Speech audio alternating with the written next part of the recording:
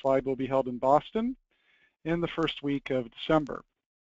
Before we get started, I wanted to let everybody know that all the audience members are on mute. But we are looking forward to your questions, and you will see that within your dashboard of the webinar, there's a little chat box, and you can send them to my colleague, Megan Kelly, there within that chat box, and she'll be forwarding them to me later on. If you do have any technical issues, you can also send her emails separately. Hopefully we'll be able to get them resolved. For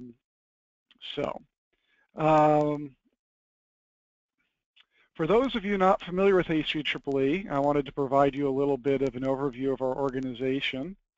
I suspect many of you already know of us, but for those who do not, the American Council for an Energy Efficient Economy is a nonprofit located in Washington, D.C. We have about 50 staff members, most of whom work here in D.C. We have a few spread around the country. Like most NGOs here in Washington, D.C., we believe in something. And what we believe in is that energy efficiency is good, which is hardly a controversial thing, but we believe it is a public good, a collective good. And that's because energy is what drives the economy, and it brings us all together. It makes things possible for us. The efficient use of energy in Massachusetts has benefits not just in Massachusetts, but throughout New England and throughout the country. My energy efficiency helps you, your energy efficiency helps me. So ACEEE exists to help the nation save energy and to do so in an economic fashion. We do that by making the energy efficiency space better. We do that through our research, our conferences, and our engagement and outreach. So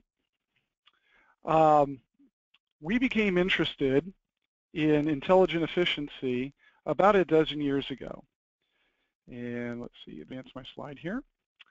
And we started noticing that there's an ability of information and communications technologies, networks, data analytics, a whole host of emerging practices that used ICT-enabled sensors and devices and systems to bring about energy savings that just was not possible before. Savings were happening at the systems level, or it could be throughout a campus of buildings, a supply chain, even at the community level. All the sensors, controllers, software networks, they made possible for systems to predict and anticipate what would happen next, and in doing so, find new opportunities to save energy. They turn data into information, information into knowledge, knowledge into wisdom, wisdom that can be acted upon by operators and decision makers. The fact that we can now manage our energy in a holistic and insightful way led us to name this phenomenon intelligent efficiency. And so we've been researching this for a while, and as we researched it, we realized that the IT community and the energy efficiency world had not really integrated to the degree that they could or was necessary for the energy savings that we were hoping to see to become possible. We were seeing it in some areas. The logistics field has done an awful lot with these technologies to automate supply chains and the like, but we haven't seen a lot of it in many energy efficiency programs. There are a few people trying out some things, but it was not permeating the energy efficiency space. And so we started thinking about whether or not having a conference specifically focused on this connection between ICT and energy efficiency made sense. And when you think about what our conferences do, is they bring people together from different sectors. And so in this case, we're bringing together people from IT, from telecom, database management, together with people from utilities, policymakers, energy efficiency, energy supply, bringing them together and creating a space for them to interact, come up with new collaborations, and new kind of business partnerships. So our webinar today is intended to facilitate or kind of educate people about this conference that we've got. We wanted to provide a bit of a primer on intelligent efficiency for those who are not already familiar with it. And we wanted to do that through an example or a series of examples. We have 3 panelists today, each with a different perspective on energy efficiency, each using ICT to improve the management of energy and to affect their goals or their customers' goals in use of energy. So we've structured our panel today. Each of the panelists is going to speak for about 8 or 10 minutes and tell us about their experience using technology, intelligent efficiency, if you were, to help them save energy or serve their customers better and help them save energy. And after we hear from our panelists, we'll have a question and answer session. I will start with a couple of questions myself, but I encourage all of you to send us questions via the dialogue, the chat box within the webinar dashboard. And then we will take those as they come in and ask them to our panel. So I'd like at this point to introduce our panelists. And get my slide to advance. There we go. Always have to be careful not to hit the button too hard or it will advance 2 slides, right? Our first panelist, I'm going to introduce each of them and then turn it over to our first panelist, is Arah Schuur.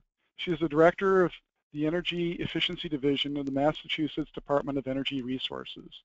In this role, she leads energy efficiency policy and programmatic work, including DOER's collaboration with stakeholders and program administrators on a statewide energy efficiency plan. Arah is new to DOER, and prior to this role, she led the U.S. Department of Energy's Commercial Building Energy Efficiency Program in Washington, D.C. Arah has worked at the nexus of real estate and energy performance in the private and nonprofit sectors, both locally and internationally. She has a master's degree in city planning and real estate development from MIT, and she lives in a well-insulated house in Somerville. Penni McLean-Conner is the Chief Customer Officer and Senior Vice President of Customer Group for Eversource Energy. She is responsible for providing Eversource's Energy's 3.5 million electric and gas customers with high-quality customer service and delivering a cost-effective portfolio of electric and gas energy efficiency programs. Prior to her position at Eversource Energy, Penni was Vice President of the Customer Care Team at NSTAR Electric and Gas.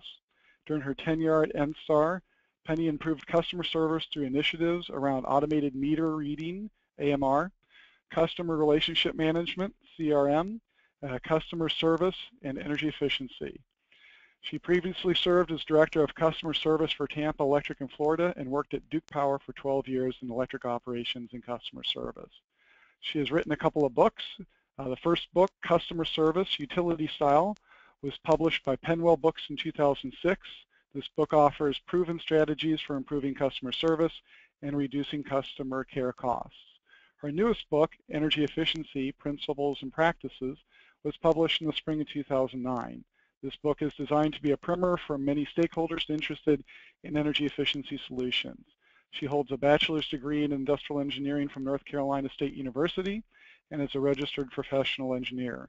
She is active in the industry and her community, serving on several boards, including ACEEE's board, and also the Northeast Energy Efficiency Partnership, NEEP, among others.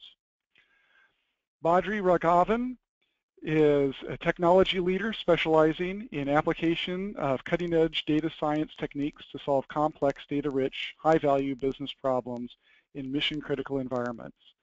Over the past 2 decades, his career has spanned many verticals, including energy and utilities, banking and financial services, retail, telecom, and healthcare.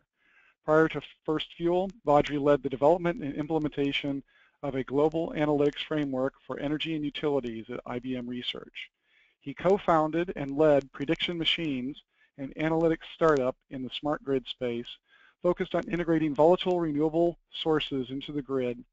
Badri has held leadership positions at FICO and SAS Institute, including co-founding and building out FICO's Bangalore, India offices. He holds a PhD from Northeastern University and MS from IIT Kanpur and Carnegie Mellon University, and BS from St. Stephen's College in Delhi, India. At this time, I would like to turn it over to Arah for her presentation on the experience there in Massachusetts. So Arah, just let me know when you would like me to advance slides, and I will move them forward. Okay, thanks, Ethan. Can you hear me? Yes, you are coming through loud and clear. Okay, terrific. So thanks for the introduction. My name is Arah Schuur, and I'm at the Massachusetts Department of Energy Resources. As Ethan said, I'm fairly new to this role, but very excited to be presenting on something that's of personal interest to me and that I was very focused on at DOE in Washington. And I just want to point out that this is a real light bulb, so if anyone's looking for gifts for the energy efficiency nerds in their life, you can go on Amazon and search for this. Next slide, please.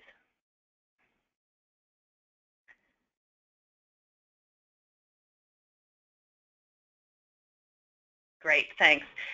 So the Department of Energy Resources, or DOER, is Massachusetts State Energy Office, and DOER is responsible for developing policy, regulations, and programs to advance a clean, cost-effective, and resilient energy future for the Commonwealth. It's an exciting and challenging time for those of us working in the clean energy sector in this part of the country. We're faced with aging power plant closures and retiring power plants, as well as increasing demand, fairly high energy costs and rates, winter supply constraints, and for Massachusetts, the challenge of achieving our Global Warming Solutions Act, which contains an emissions reduction commitment of 25% lower by 2020. So at DOER, we are taking actions now to develop a long-term framework to meet the energy, environmental, and economic needs of our residents and our businesses, as well as the environment. We're committed to addressing our energy challenges and to continue the Commonwealth's leadership in clean energy and in energy efficiency while reducing Massachusetts greenhouse gas emissions and encouraging innovation of our growing clean energy technology sector. Next slide, please.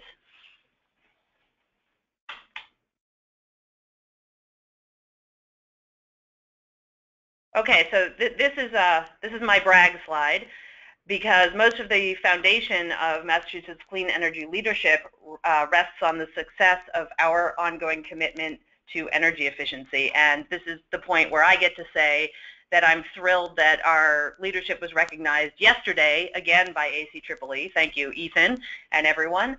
Massachusetts is the #1 state in ACEEE's annual state rankings for energy efficiency for the 5th consecutive year. So I got to update my slide late yesterday when that news came out, and it was very exciting for everybody in this office. Furthermore, Boston has been the #1 city in the United States for energy efficiency in 2 consecutive ACEEE City Scorecards. So I'll talk a little bit about some of their initiatives in a moment, but I just wanted to point out that what better place to come to a conference that's focused on the cutting edge of efficiency than the #1 city in the #1 state for energy efficiency. So how do we do this in Massachusetts? Through the Green Communities Act of 2008, Massachusetts has a statutory mandate to achieve all cost-effective energy efficiency. And as everyone on this webinar knows, energy efficiency is our most accessible and our lowest cost energy resource, delivering monetary savings for building owners and residents, tenants, homeowners, cities, towns, all energy consumers. It's also a critical driver for greenhouse gas emissions reductions and a central pillar for meeting the climate plan goals that I mentioned previously. So under the Green Communities Act, the Commonwealth's utilities and program administrators develop and implement very aggressive statewide 3-year electric and gas energy efficiency plans, and these are done under the Mass Save umbrella. The benefits of these plans have been extraordinary, with more than $13 billion in total benefits to ratepayers delivered to date. And the graph that's pretty small on the left shows something that's quite exciting, and that's that in 2015, retail sales of electricity are projected to decrease from the prior year for the first time, while Massachusetts' economy continues to grow, and this is in no small part due to energy efficiency and the success of these programs. So we are in a particularly exciting time for my team and our office, which is the last few weeks of the development and submittal of the 2016 to 2018 plan. And I'm very proud to say that once again, these plans contain nation-leading energy efficiency goals. Over the next 3 years, the utilities and the program administrators have committed to delivering an average annual savings of 2.93% of retail electric sales. 2.93%, so very, very high. These benefits to consumers will be over $6.35 billion. So for every dollar invested in the plan, consumers will enjoy over $3 in benefits. And on the gas side, the plans will deliver 1.24% of retail sales. So again, shooting higher and achieving higher thanks to our utilities and program administrators. So in addition to its policy role, DOER has a role in leading by example with our own state facilities. This is some area where we have been looking at intelligent efficiency and technology for quite a while.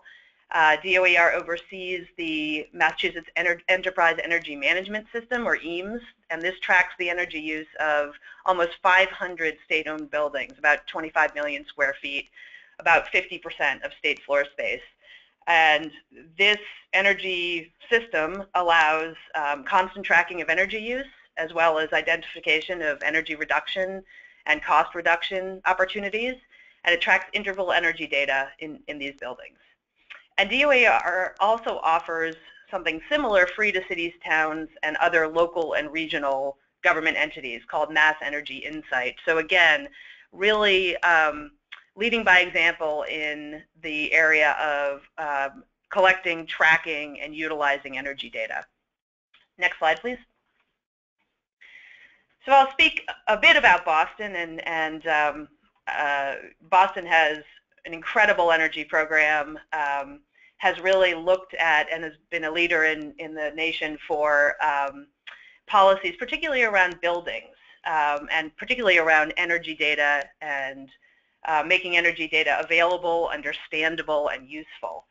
So Boston passed its Building Energy Reporting and Disclosure Ordinance in 2013, and this includes a mandatory reporting of whole building energy consumption through EPA's Portfolio Manager tool. There is a public website where you can see the buildings that have reported, and in the lower right-hand corner of this slide is a map that shows what buildings and what properties are in compliance with the policy. The little red circle is the Westin Boston waterfront, so that's where the conference is being held, and it's green, which is great. It means that it reported its energy consumption in the most recent year, so we can all feel great about going to a conference in a compliant facility. And then using this data, Boston is using this data to help maximize the Mass Save program and other programs that support reducing energy in these facilities.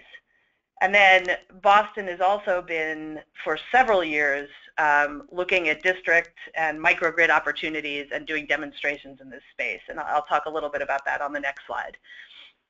So next slide, please. So I'll just wrap up with the future. So what's next?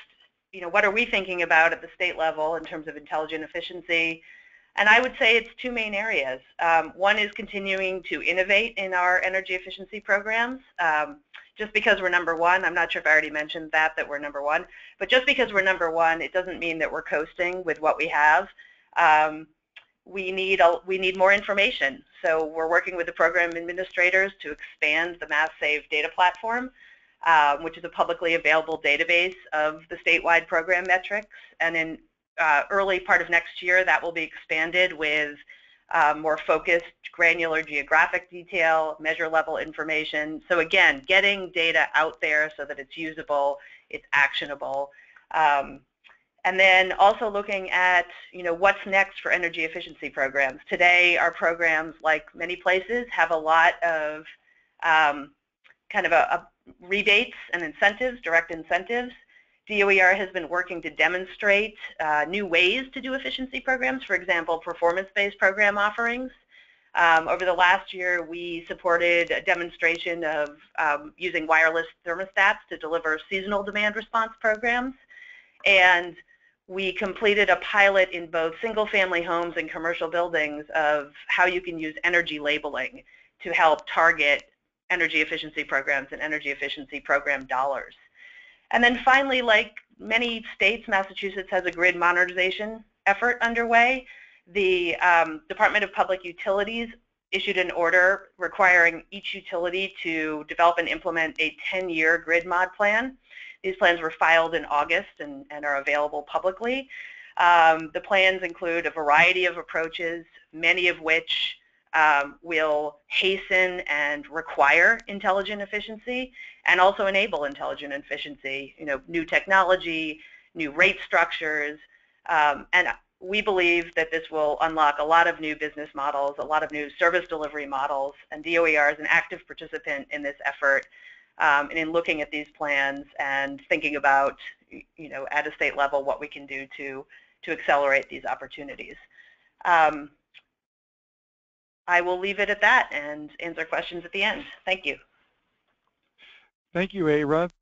That's just a wonderful summary of state and local government perspective on intelligent efficiency and how the technologies are influencing the management of energy. Now for a perspective from a utility and energy efficiency program administrative perspective, we have Penni McLean-Conner. As I mentioned, she's Chief Customer Officer and Senior VP with Eversource Energy. Penni? Thank you, Ethan, and it's certainly a pleasure to be here with all of you. And Arah, thanks for really setting the stage for the Commonwealth and the great work that has been accomplished here, and really the visionary leadership by the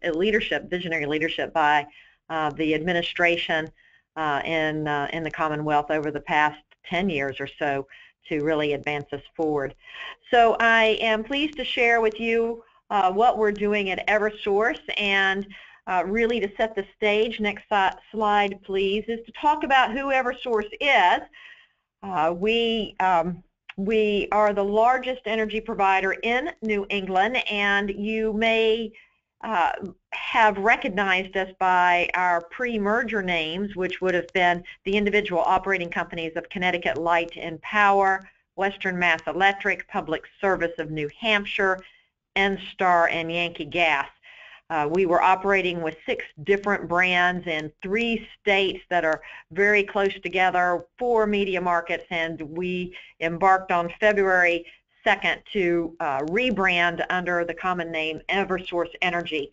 And it really has been a catalyst for us achieving our mission and really helping every employee, all 8,300, be even more singularly focused, that we are one company focused on delivering reliable energy and superior customer service. So we are very active in the region and the region's energy policies, and certainly are proud of the work we have done assisting in the energy efficiency space. So if we move to the next slide, Arah mentioned that we are #1 in ACEEE. Again, in fact, Connecticut is number 6, I believe, and New Hampshire is also well positioned safely within that top quartile, so to speak, in the country. So we operate 3 very strong programs, and we believe there is a secret sauce to delivering that, which really fits nicely with this whole concept of this intelligent efficiency. It starts with strong customer relationships. That is really what builds our programs. We tend to look from the outside in. It also is built from having a fantastic team, a diverse team that helps us really create the new and innovative ideas, and then innovative technologies. To be very candid, when you have energy efficiency goals that outstrip any other program in the country, there really aren't a lot of other program administrators we can go to with ideas about what are we going to do next. And keep in mind, we've been in the business of energy efficiency here in New England for over 25 years. So the cream skimming is gone. We have to really be very innovative, and it's not, there are not really programs we can model from per se. So we are very much entrepreneurial here. In fact, that is the theme that we've created around our team, is that we create an entrepreneurial spirit with the protection and security of a 100-year-old utility behind them. So it's been a really attractive recruiting perspective. So with that, let me walk through those 3 areas. The next slide, 16, really just amplifies the work that Arah presented, and it shows you Connecticut, it shows you Massachusetts, and how far and above the goals are, and those don't even reflect, as Arah presented, the next 3-year plan, which we just, I believe, are close to having a final resolution on, and we'll be submitting in our filings here at the end of the month, which identify for Eversource, I think Arah mentioned 2.93 for the entire state, but Eversource has slightly higher goals associated with that to ensure that the state reaches 2.93. So we are actually going to be submitting for 2016 goals of 2.95. So very high goals. 2015, our goal is 2.64% of sales. So continued high goals in this space. So if we move to the next slide, we'll start talking about the first piece. And if we're talking about intelligent efficiency, it is about understanding our customers and really doing some segmentation. And I think this is a particularly telling slide, because while I find that much of our discussion when we're in forums in the Commonwealth or even in other states is around our programs for the residential market, the reality is the residential market does not deliver 2.95% of sales. It is commercial and industrial. In fact, in electric, the C&I market delivers 70% of our energy savings. So we really need to understand that market. Now, in the Massachusetts market for our C&I, there are about 60,000 customers that would set in that commercial industrial category, C&I market. Which again drives 70% of our savings. So if we don't reach that market, we do not make the savings goals. So we started to segment that 60,000, and they break down into quartiles, top 25%, 25% of the 25% of the revenue from the top 25% of the customers. And in fact, that top quartile, the first quartile, the ones who create 25% of our sales in C&I is 25 customers. Only 25 customers, and we know every single one of them. In fact, we know our largest customers across the 3 states. They account for 80% of the usage, and if we don't understand them, if we don't have multi-year plans with them, we are not going to make the savings goals.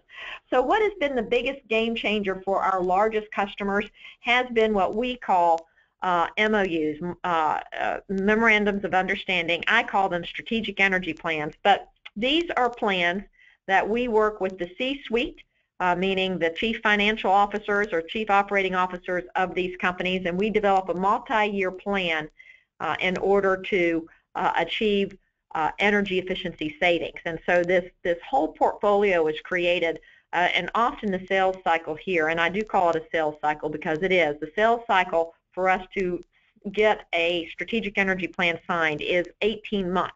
But once we get them signed, we find that customers stay with them.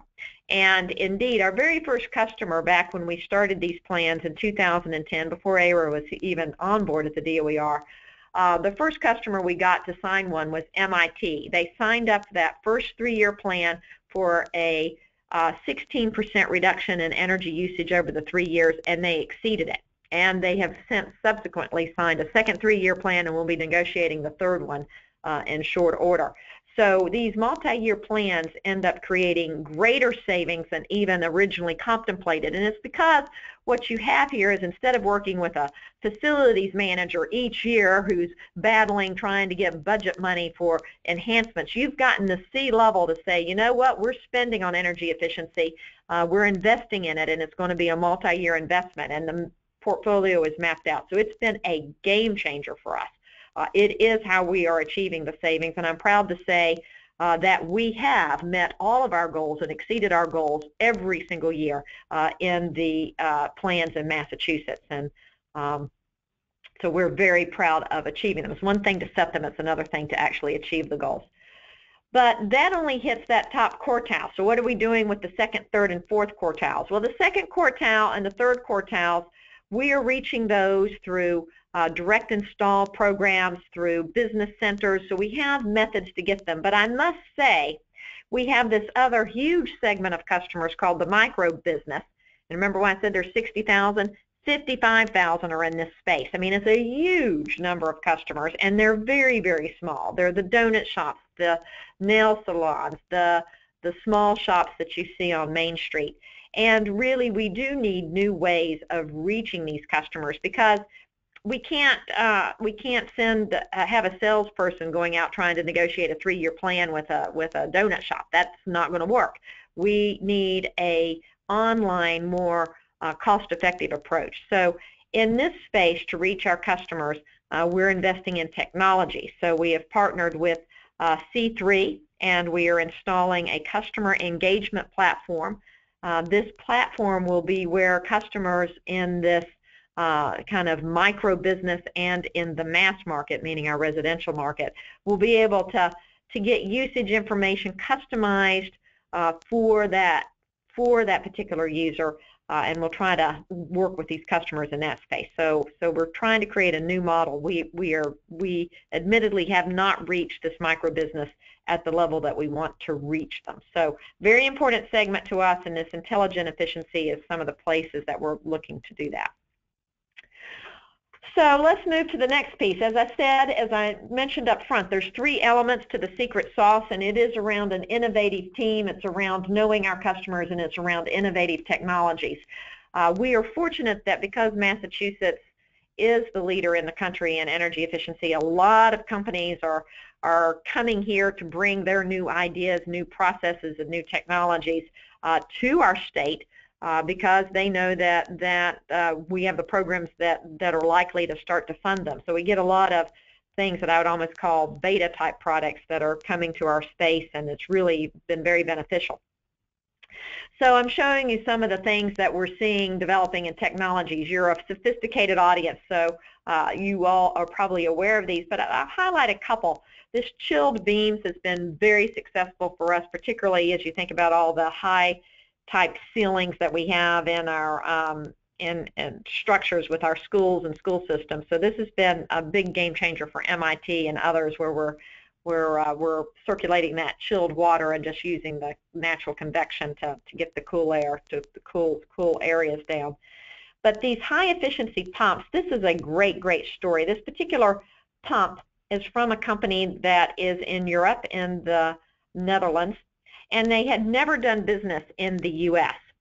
Now, in a campus setting, you might have hundreds of these pumps moving water all around the place. There, in any particular industrial or commercial setting, may have a lot of these pumps, but they've not been very efficient. This particular pump only uses 30% of the power of a normal pump. They had never done business in the U.S. We were able to find them. And literally, with our programs in New England, this was not this year, but last year when we first introduced them, we stripped out all of their manufacturing. We took every product they had. The program demand was that huge. So this is what we're always on the lookout for, is that new technology that comes in that allows us to really penetrate an audience that we haven't reached before. You see some of the other things. We're very exciting about this whole concept of the LED and control systems here. Harvesting daylight. We're excited to hear Massachusetts just landed General Electric's new lighting facility manufacturing site, which is all about LEDs and controls. So we're really seeing the next level of technology play out here. So technology is going to be a game changer for us. We're continuing to, as we think about achieving 2.95, we've got to have new technologies with which to serve these customers. Because many of these customers have already participated in programs, so we need to come up with new ideas about how to reach them and make them even more efficient. All right, so I'm going to move then to the next slide, which is the team, and it is a diverse team. We have really had amazing success at bringing on a lot of brand new talent, sophisticated talent, and the interesting thing is that for the recruits we bring on, we also lose a lot of people. We are a very hot market here in the Commonwealth, particularly, I don't know if it's true for all the program administrators, but certainly Eversource is recognized as achieving these goals, and people are seeking out our talent for their companies. So in fact, we had, of the folks we lost this year, 75% went to not competitors, but other companies doing energy efficiency. And we're actually very proud of that because we believe this is advancing energy efficiency across the country. So we believe that this is a good thing. We're proud of the folks we're bringing on, but we also recognize that that we are seeing a whole new audience here. Some of these folks come on board, they may stay with us 4 or 5 years, and then they move on to another opportunity. So it's a very different kind of, the millennials are very different audience that we're bringing on board, and we're excited about that. So we do believe the team is the secret sauce. As I said, folks are attracted to coming to Eversource because we have really created a very entrepreneurial spirit in our energy efficiency team. People like being a part of that. They like the fact that we are trying new stuff all the time. We're a very big fan of doing pilots, testing out things, and we recognize some of them are not going to work, and that's okay.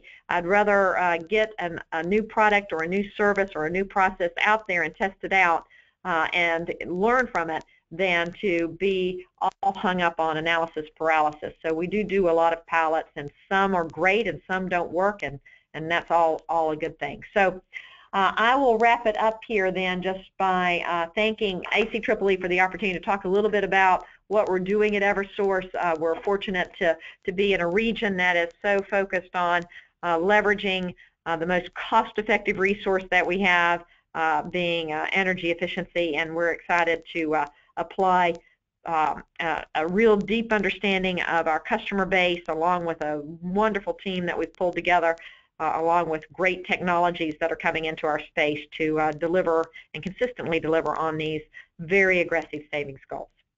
Thank you. Thank you. Penny, that's great. Thank you so much. Well, we've heard both a state and local level, kind of a government perspective on energy efficiency and a utility and an energy efficiency program delivery perspective. I would like now to move to Badri Raghavan, who can give us kind of a technology developer and application perspective on this. Badri, the floor is yours. Thank you, Ethan, and thank you, ACEEE. We can move to the next slide, please. Yes, once again, I want to thank Ethan, yourself, ACEEE, for giving me the opportunity to be part of this. I'm sorry, the previous slide, Ethan. Sorry. There you go. Yes, I will get to that, and I'm eager to get to it, but not yet. There we go. Yeah, right there. I just wanted to, because the great presentation we heard from Arah and Penni, and sort of started my thought process as well, that many of the points they made tie into some of the points I would like to make as well, as specific applications of some of the issues that they've raised as well. But before I dive into that, I want to say a couple of things about the fact that FirstFuel, as a company, we are really excited that the Intelligent Efficiency Conference is being held this year in Boston. As a Boston-based company, we have very deep connections to the city, and I'll mention just a couple of them.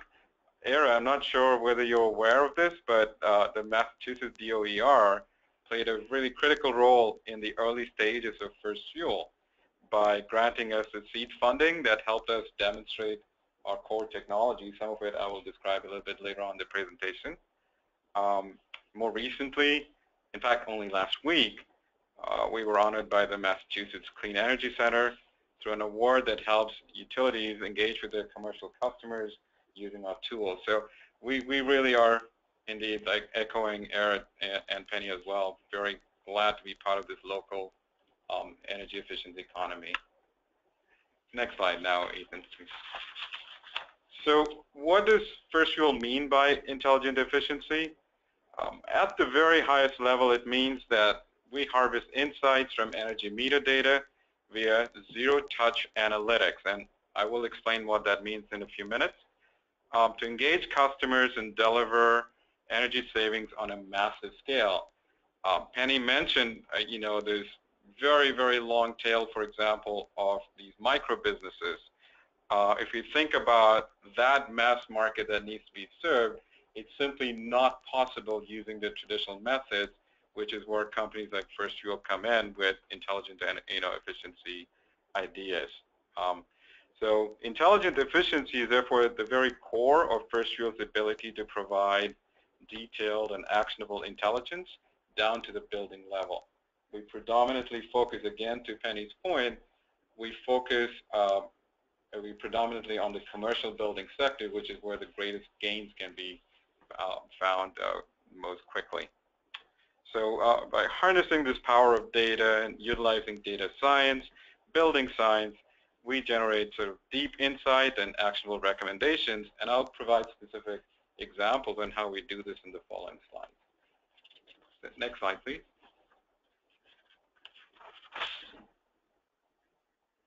All right, so how exactly do we do what I say we do? We start on the left-hand side, the first panel. We start by taking the building location and meter data from our utility partners, and that's it. That's all we ask from them. We then independently source a wealth of relevant metadata, such as local weather, building structure and renovation history.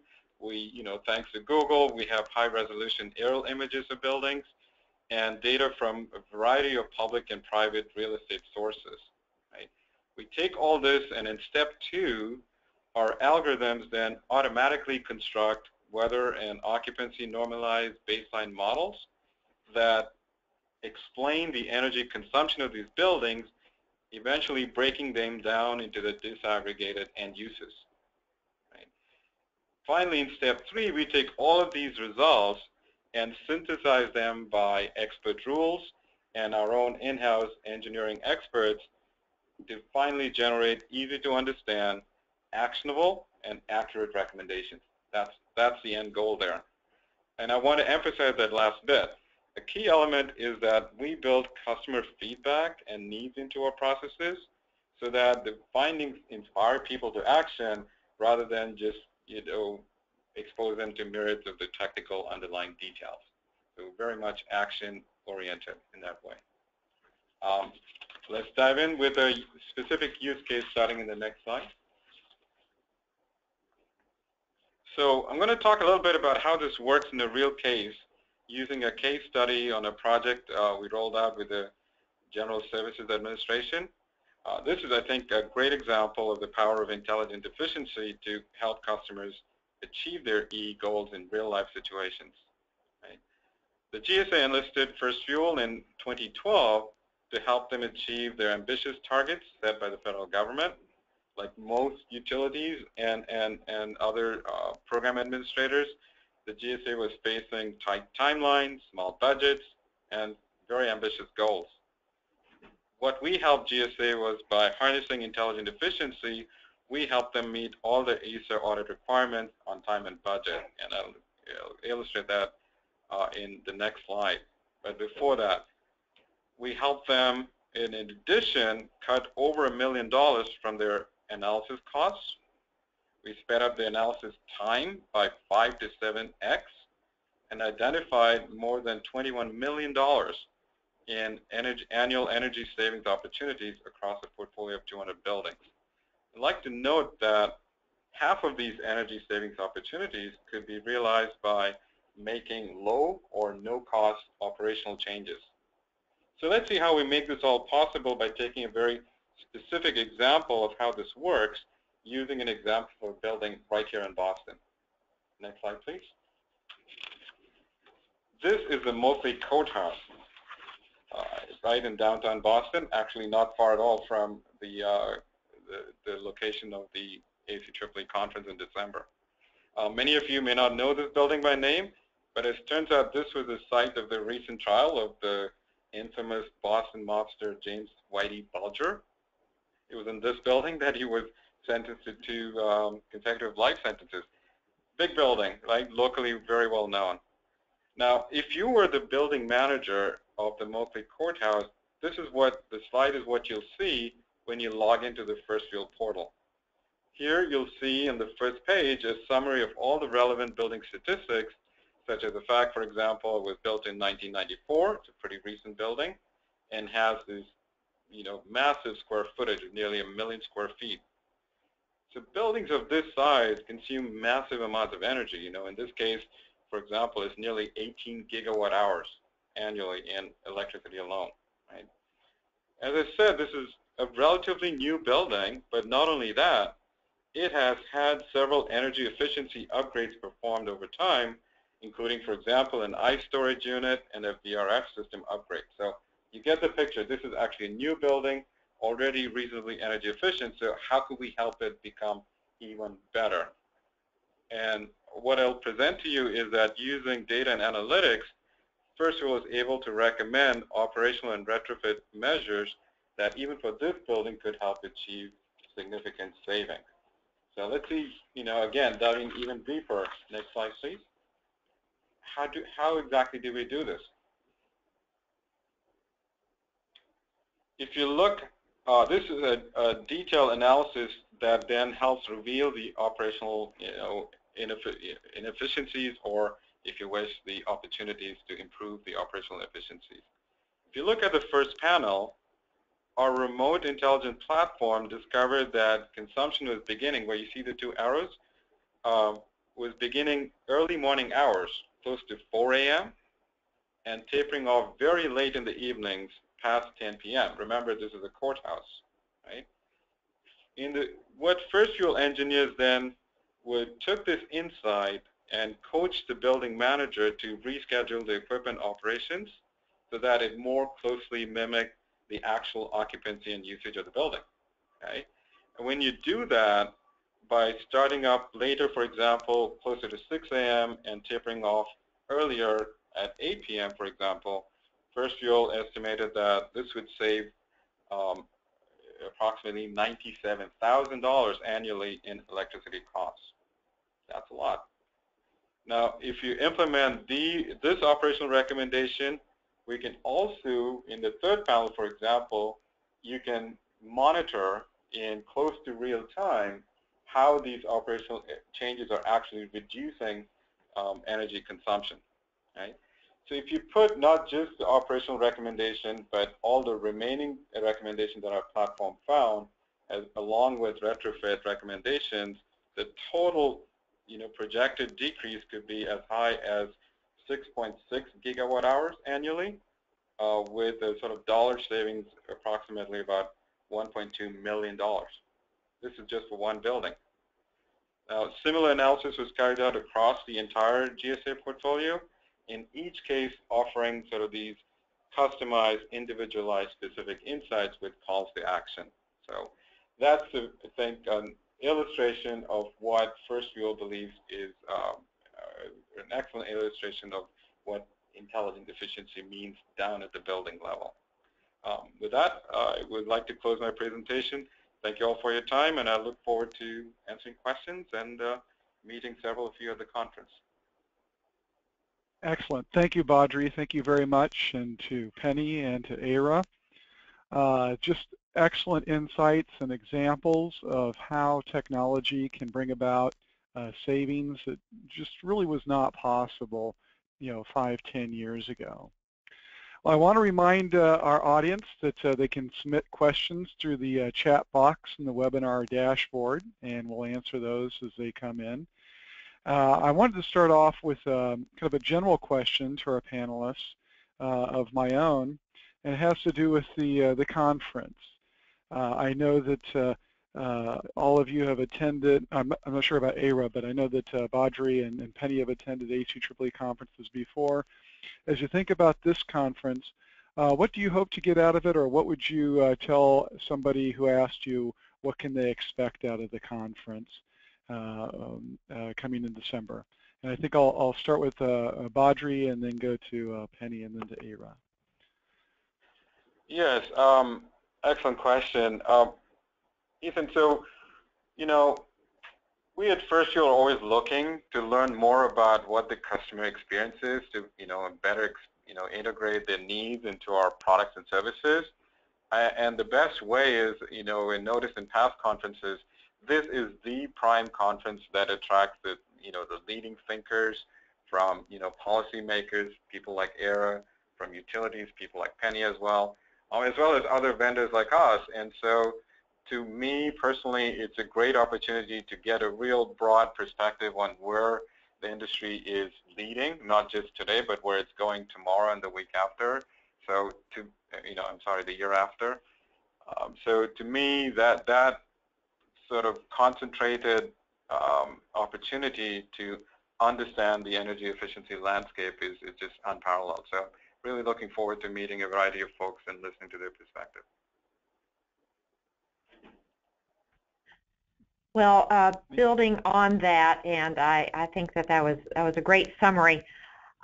We really are the innovation hub here in energy efficiency. It has become a powerful and robust sector for us, a cluster, if you may, of development in energy efficiency. It truly is the place where, if you're in the business of energy efficiency, you will have an office in Boston or in Massachusetts, because it is the place where energy efficiency has the largest goals and the most significant budgets, and a lot of innovation is taking place here. So it is a great opportunity to come to Boston and check out the latest innovations, meet other folks. And I would submit, though, that the best way to get information and to get the most value out of it, because it is a premier conference, is really to prepare yourself and think about what interests do you have, what questions do you want resolved, what type of people do you need to get to know and make contacts with, and having a game plan so you really leverage your time up here will make it even more powerful. And this is Arah. I couldn't agree with those two summaries more. Just to build on them, I think something that is very unique here is in this conference is the kind of cross-cutting levels of discussion. Everything from specific technologies to integrated city and beyond level policies, and I think that's very unique. And then I would also echo the not what's happening today in efficiency, but what's happening tomorrow and beyond.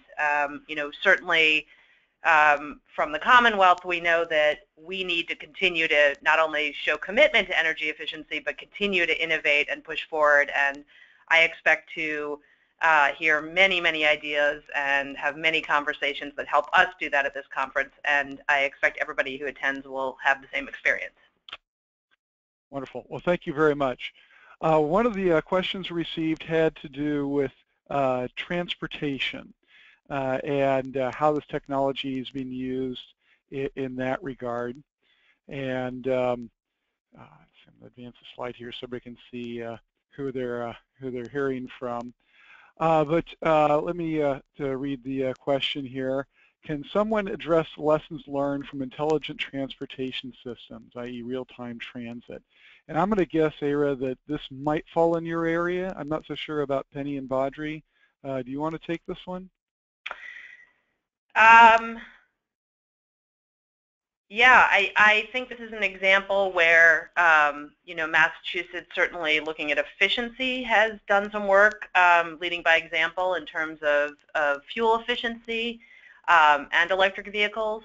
I can't speak specifically to intelligent transportation efforts, but I certainly know there's a high interest in our office about transportation innovation, and looking to how we stay in a leadership position by aggressively adopting more innovation in that space.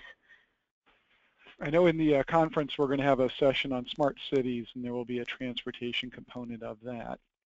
Badri, or Penni? I can build on that.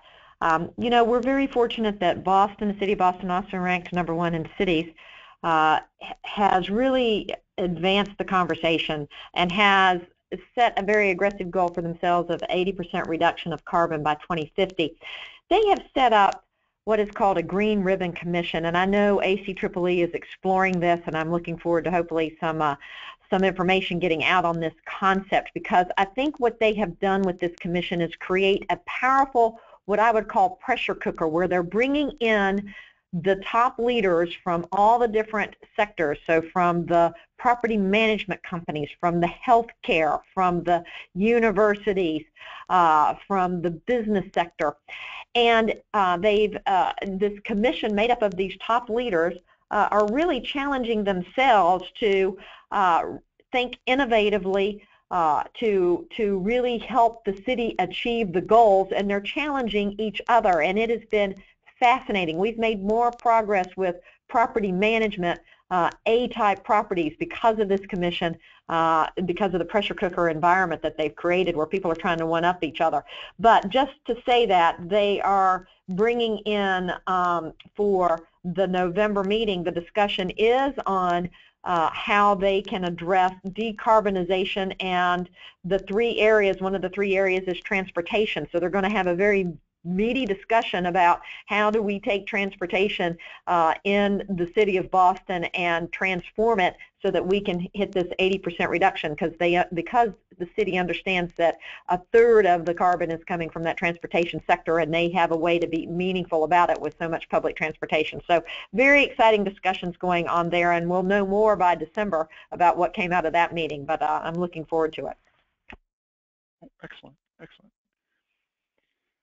The next question we have from audience asks about education and training for a qualified workforce. Obviously, the technology that is going to be making intelligent efficiency possible is different than what existed when I was in school a few years ago. What kind of education is needed? What kind of training is needed? What are each of your organizations looking for and trying to facilitate? Penny, do you want to start? I'll be happy to. I'm really proud of what we're doing in this space, and actually in this case, not diminishing Massachusetts, Connecticut has been a real leader here. They have had a fantastic program that I'm looking forward to bringing to Massachusetts and New Hampshire, where we are working with the I guess the technical high schools, the high schools where our kids go that are interested in the trades, and we are in every one of the high schools in Connecticut. We are working with those schools to build a net zero facility that the students design, build, and maintain, and they're able to learn the latest methods about how do you build the most efficient type of facility. And these tools are making them so attractive to the many channel partners that we have, these various contractors that are in the business that are developing and delivering for our customers these energy efficiency solutions. They're looking for a workforce, and we are getting kids interested in the sustainability and green construction and energy efficiency in high school, and finding that they're moving forward, going into either moving directly into the trades or moving in to get more advanced degrees from that. But it's been a very successful program in creating an understanding of how we move to the next level of whether it's insulation or solar industry. All these facilities have solar panels on them, to how you do the controls, the protection, the HVAC, all aspects of it, plus the marketing. So they design marketing campaigns associated with it. It's really a fantastic program, and is really getting kids very jazzed about moving into this space. Excellent. Badri, what types of background experience are you looking for there at FirstFuel? Yeah, so it's a great way. So let me give you our perspective, the way we look at it. One of the things I didn't talk about, although I mentioned it, was the scale of some of these events we roll out, very much related to the very long tail of these small and these nail salons and pizza shops. So we're about to announce publicly in a few weeks the rollout of a very, very large program, for example, with over 300,000 of these small micro businesses. And the way our perspective is on education is really this mass one-on-one education. These nail salons and pizza shops, as you can imagine, are not, energy savvy in the traditional sense. So part of our mission on behalf of our utility partners is to engage with them through the digital channel, for example, and educate them on their own energy use and what are the opportunities that the utilities and other program administrators have for improving, how efficiently they consume their energy. So that's sort of our perspective in using modern technologies, analytics, to give a very customized view of their individual consumption, how that affects and how they may be able to benefit from energy efficiency for themselves. So that's our perspective on it. Excellent. Arah, any thoughts to add? Well, I would just add, and I think Penni said this in her presentation, that energy efficiency has been such a powerful economic engine for Massachusetts. The Massachusetts Clean Energy Center came out with a clean energy industry report in 2014, attributing 3/4 of the clean tech industry jobs to efficiency. So continuing to grow this sector and continuing to make sure that our workforce has the skills to achieve tomorrow and the day after is of critical importance to DOER. It's an area where we work with our own state facility managers quite a bit, and it's extremely important. Just excellent. Well, we're obviously going to go a little bit long, and we sent out a little notice to everybody. Hope you'll stay with us. I want to thank the panelists for their contribution, their thoughts, and case studies, examples, and answering the questions from the audience. I did want to spend a few minutes just telling people a little bit more about the conference, and some of the information I'm going to provide answers some of the other questions that came in. As you can see, it's going to be December 6th, 7th, and 8th. We'll start Sunday evening with a reception, and then we'll have featured panels and breakout sessions throughout Tuesday, or Monday and Tuesday. This is our second Intelligent Efficiency Conference. Last year's conference was really just such a great success. And I was walking through the hallways, there was so much buzz and everything. We all came away saying, we've got to do this again. We've got to keep the momentum going. And so when we're putting together our program for this year, we kind of crowdsourced ideas. We did a call for topics, and we said to people, what is it that you think we ought to cover in this conference? And as you can see, people talked about EM&V, they talked about economic potential, customer engagement, programs, commercial programs, industry programs, residential programs. And of course, no ACEEE conference is complete without discussion of policy. And so you can see here kind of a schedule at a glance how we're going to be doing the schedule. You've got this is the reception Sunday evening, and then sessions throughout the day. I don't want to kind of belabor the details, but one of the things that somebody asked about, and you'll see it right there at the end of the schedule, is the trading space. And this is something new. We've done it in a couple of our other conferences where we gave people an opportunity to tell us a little bit about what they're doing. So it's a 90-minute session. It's designed for researchers and innovators to give their elevator pitches, if you will. We've incorporated, as I mentioned, we've incorporated this into some of our others and our other conferences, and what we found is that business deals get initiated at these trading spaces. Collaborations happen. People will write us and say, we closed a deal because of the connection we made at Finance Forum or at the Hot Water Forum that we put on. So the way it will work is each participant will have at least 5 minutes to explain who they are, what they're working on, why somebody ought to care, and what you need. And we're focused on researchers and innovators, but we welcome any registered attendee to participate. But you do have to be a registered attendee to participate. New startups are certainly welcome. and would anticipate that we would see something like that. Since it's an ICT conference, we're expecting that it's going to have some connection there to intelligent efficiency, right?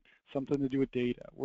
It may be that what you need is data, or maybe you need an algorithm. There's something that, you've got a piece, you need somebody else who's got another piece. I've been told that in many cases data is more valuable than money. But you can ask for that. You can ask for money too, right? Don't ask me. I work for a nonprofit, and that's not going to happen. But there might be other people there at the conference who are looking for investment opportunities. So you can see the information there at the bottom of the screen on how to register. And then I also just wanted to say that I hope you've enjoyed this webinar. I encourage you to attend our conference. The registration information, of course, is on the slide there.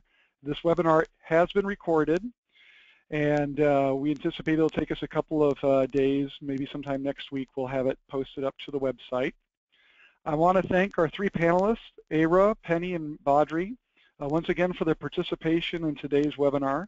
I also want to thank them for their support of our conference and our work here at ACEEE. All three of their organizations have been very supportive of our research, our other conferences, our state and city scorecard. They've just been wonderful to work with, and very much appreciate their support today. I also want to thank my colleague Megan Kelly, who's been running today's webinar. Everything electronically that has worked properly today has been because of her, and everything that has not gone well is probably my fault. And then I want to thank everybody who logged in today, and encourage them to attend future ACEEE events, if not the Intelligent Efficiency Conference, and also to remember that we are a resource in the energy efficiency sector. I've listed some of the research projects that we've done on intelligent efficiency. They're all available for download from our website, and I encourage you to visit our website. It is a wealth of free resources. So thank you all for sticking around. We've gone obviously a few minutes over, but thank you again to the panelists and everybody for logging in today, and hope to see you at one of our events soon. Take care. Have a wonderful day.